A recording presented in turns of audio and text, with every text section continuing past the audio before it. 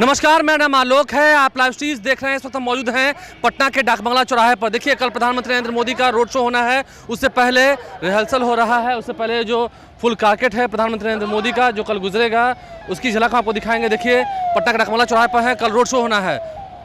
इस चुनाव की शोरगुल के बीच प्रधानमंत्री नरेंद्र मोदी भी कल पटना आ रहे हैं, रोड शो होना है और उसके लिए ये पूरा रिहर्सल हो रहा है। एसपीजी की जो टीम है, जो स्पेशल प्रोटेक्शन ग्रुप की जो टीम है, वो पटना पहुंच चुकी है और प्रधानमंत्री नरेंद्र मोदी का जो काफिला है कल कुछ ऐसे ही गुजरेगा। देखिए, ये पूरी तस्वीर कुछ ऐसे ही प्रधानमंत्री का काफिला कल गुजरेगा।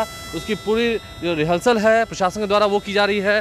आगे देखिए, उसी गाड़ी में प्रधानमंत्री नरेंद्र मोदी होंगे। डाकबंगला चौराहे से उनकी रोड शो की शुरुआत होगी। उसके बाद सब कुछ देखा जा रहा है, सब कुछ परखा जा रहा है। ये पूरी जो काफिले की वीडियो है, जो इसका दृश्य है, वो आपको दिखा रहे हैं पटना के डाकबंगला चौराहे से, जहां पर प्रधानमंत्री नरेंद्र मोदी कल इसी समय पहुंचेंगे। फिर यहां से उस रथ पर सवार होकर जाएंगे। प्रधानमंत्री नरेंद्र मोदी कल पटना में होंगे। कल रात्रि विश्राम भी उनका पटना में होना है, राजभवन में रुकेंगे। और ये गाड़ियों के काफिले जो डाकबंगला चौराहे से गुजर रहे हैं, उसकी झलक हम आपको दिखा रहे हैं। फिर अगले दिन उन्हें गुरुद्वारे भी जाना है। पटना साहिब का जो प्रसिद्ध गुरुद्वारा है, वहाँ वो जाके मत्था टेकेंगे। हाजीपुर में, सारण में, मुजफ्फरपुर में उनकी सभा होनी है।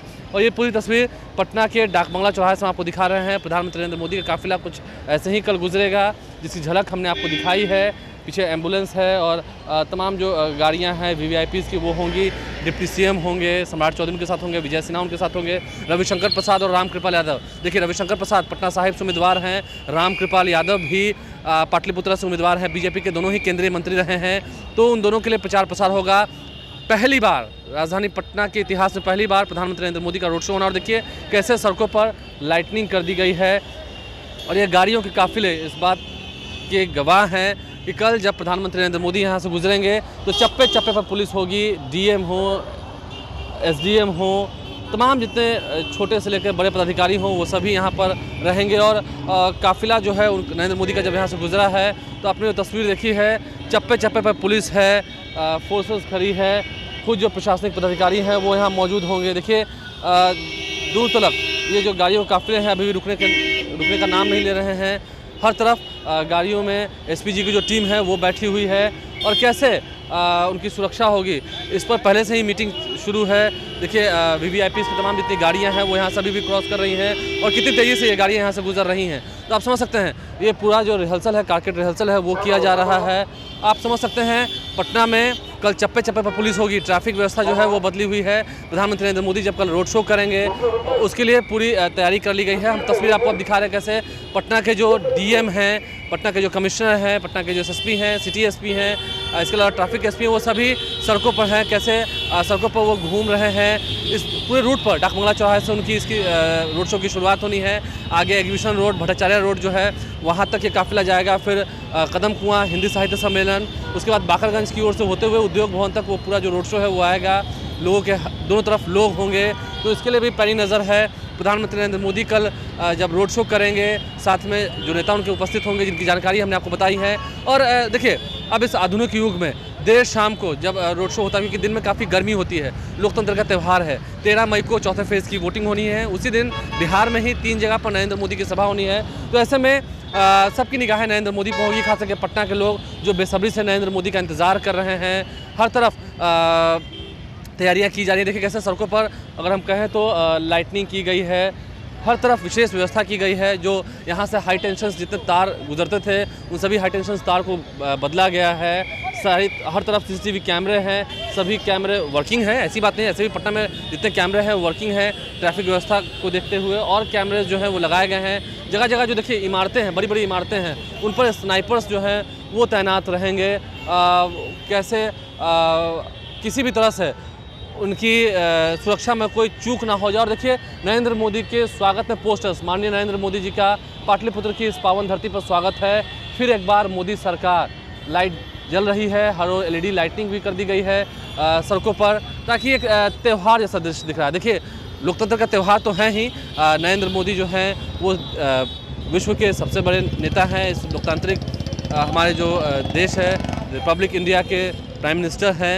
अन्य देशों में भी जब वो जाते हैं तो उनकी अलग छवि है, उनकी अलग तस्वीर उभर के आती है। तो प्रधानमंत्री नरेंद्र मोदी की सुरक्षा में कोई चूक ना हो जाए, इसलिए पहले से ही चप्पे चप्पे पर पुलिस है। तमाम तस्वीर आपको फिर से दिखा, देखिए पटना के जो कमिश्नर हैं, प्रमंडलीय आयुक्त हैं कुमार रवि, इसके अलावा जो गरिमा मलिक हैं, पुलिस प्रशासनिक की अधिकारी हैं, IPS हैं, वो उनके साथ मौजूद हैं। इसके अलावा जो पटना के DM है शीर्षद कपिल अशोक है, पटना के SDM है, वो सभी देर रात को कैसे सड़कों पर उतरे हुए हैं। हर एक चीज़ की तैयारी देखी जाए। देखिए प्रधानमंत्री की बात है तो खास करके हम डाकबंगला चौराहा की बात करें तो पटना में डाकबंगला चौराहा जो है वो काफ़ी व्यस्ततम जगहों में से एक मानी जाती है। यहाँ पर साइड में पहले अगर आप आते होंगे तो वहाँ पर फास्ट फूड के ठेले लगे होते थे। उनसे आग्रह किया गया है प्रशासन की ओर से कि 2 दिन के लिए आपको सहयोग करना होगा। आज शनिवार का दिन है और कल रविवार के दिन प्रधानमंत्री नरेंद्र मोदी जो हैं वो जब रोड शो करेंगे शाम में 6:30 से रोड शो की शुरुआत होनी है। 6:30 पौने 7 का वो समय होगा जब से रोड शो की शुरुआत होगी और यहीं से इस रोड शो की शुरुआत होगी। तो उसकी पूरी तैयारी जो है वो आपको दिखा रहे हैं। एक रथ भी तैयार किया गया है जिस पर प्रधानमंत्री नरेंद्र मोदी जो हैं वो रथ पर सवार होंगे और आगे क्या कुछ बातें होंगी। देखिए हम अगर सभी सीट की बात करें, बिहार में अब तक लगभग 14 सीटों पर वोटिंग हो चुकी है और इसके अलावा 5 सीटों पर दरभंगा, समस्तीपुर, मुंगेर, बेगूसराय, इन सभी सीटों पर उजियारपुर में वोटिंग होनी है 13 मई को।